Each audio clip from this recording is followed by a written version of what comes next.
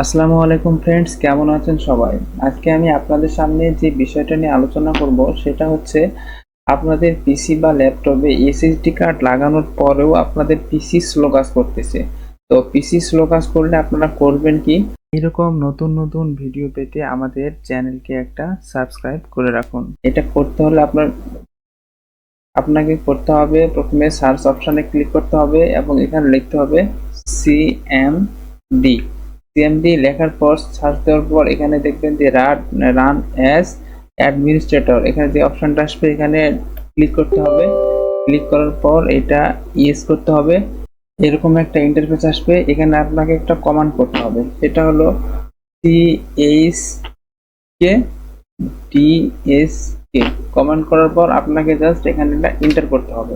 এই এই কমান্ডটি ইউজ করলে আপনার এসএসডি কার্ডে কোনো এরর থাকলে সেটা সলভ হয়ে যাবে আর আপনার কম্পিউটার আগের থেকে ভালো পারফরমেন্স দিবে। ধন্যবাদ সকলকে।